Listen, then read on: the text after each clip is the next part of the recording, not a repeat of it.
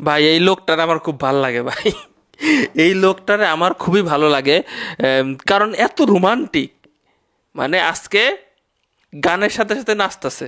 বিয়েতে কয়জন নাচছেন আপনারা? বিয়েতে কয়জন নাচার মতো সাহস হয়েছে?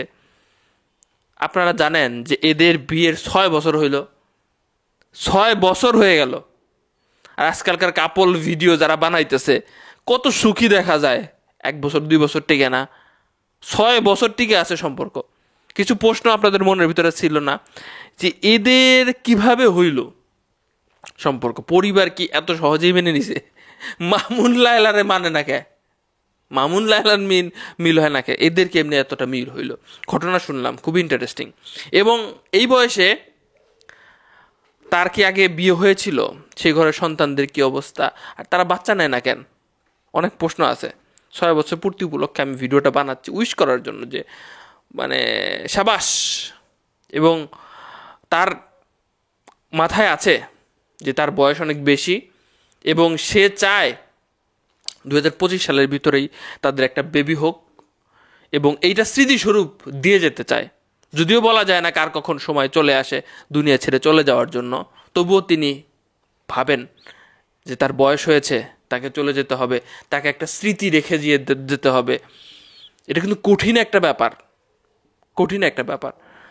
সে এর আগে যখন ফার্স্ট বিয়ে করে আমেরিকান একটি মেয়েকে বিয়ে করেছিল এবং সেই ঘরে মনে হয় 2 সন্তান রয়েছে। সেখানে 2011 সালে তার প্রথম স্ত্রী না ফেরার দেশে চলে যায়। এরপরে আসলে মানে পুরো ব্যাপারগুলো ঘটে আর কি। তো তিনি বাচ্চা কাচ্চা কিন্তু আগে পালন করেছেন। তিনি বলছিলেন যে এখন 2025 সাল চলে, বাচ্চা যে নিব, বাচ্চাটা তো লালন পালন করার জন্য মানুষ লাগবে।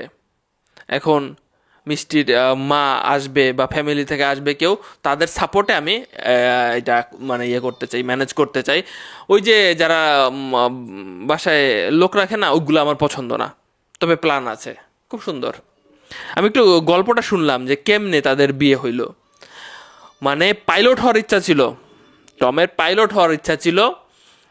বাংলাদেশ থেকে সে আমেরিকায় চলে যায়, পটুয়াখালীতে জন্ম তার, আমেরিকায় চলে যায়। যাওয়ার পরে সেখানে তাদের ফ্যামিলি সব ছিল। সেখানে যাওয়ার পরে পাইলট হওয়ার অনেক চেষ্টা করছে, সেখানে পাইলট হওয়া অনেক টাফ ব্যাপার। এরপরে দেখলো যে এখানে তো মানুষ বিজনেস করে, সো বিজনেসে তিনি ঢুকে গেলেন।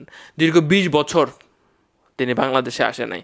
এর মধ্যে ওই যে তিনি বিয়ে করেছেন, তার সন্তান হয়েছে। 2011 সালে তার প্রথম স্ত্রী না ফেরার দেশে চলে গেছে। এরপরে নারীর টানে বলতে পারেন বাংলাদেশে আসছে। আসার পরে একটি প্রোগ্রামে মিষ্টির সাথে দেখা। মিষ্টি টম এবং মিষ্টি ইমাম জানি না, আসলে নাম সেপারেট করা খুব কঠিন ব্যাপার। তো একটি প্রোগ্রামে দেখা হয়। বললাম না খুবই রোমান্টিক। সে তার কাছে গিয়ে বলে যে তোমার দেখতে সুন্দর, তোমার ফেসবুক আইডিটা দেওয়া যাবে কিনা? আপনারা মেয়ে কি করলেন? এই যে হাই হ্যালো দিব, কথাবার্তা বলবো, ফেসবুক আইডি নিয়ে কথাবার্তা বইলা একটা সেই অবস্থা, সেই অবস্থা। পালায় বিয়ে করছে, পালিয়ে বিয়ে করছে 2 জন। অনেকের মনে ভয় ছিল, আসলে বয়সের ব্যাপারের চেয়ে আরও ভয় ছিল যে সে বিয়ে শাদী করে বাইরে চলে যাবে আর ফেরত আসবে না, এই ভয়টা ছিল। পালিয়ে 2 জন বিয়ে করে। 2019 সালে মনে হয় বিয়ে করে। বিয়ে করার পর মেয়ের ফ্যামিলিরে ফোন দেয়। মেয়ের ফ্যামিলি পরে বাসায় আসে এবং মেনে নেয়। এবং তাদের মনে তখনও ভয় ছিল যে হে কি আসলে আমার মেয়েকে নিয়ে যাবে মানে বাইরের দেশে চলে যাওয়ার জন্য, কারণ বাংলাদেশে তো সে থাকে না আর কোনো কাগজপত্র তো হয় নাই মেয়ের ব্যাপারে। সেখানে বিয়ে করে 1-2 মাস থাকার পরে সে আবারও আমেরিকায় চলে যায়। সেখানে গিয়ে খুব তাড়াতাড়ি কাগজপত্র করে তারা নিয়ে যায় এবং দীর্ঘ 6 মাসের সংসার চলতেছে। ভালোবাসা, রোমান্টিকতা দিয়ে পটিয়ে ফেলেছে। কি করলেন?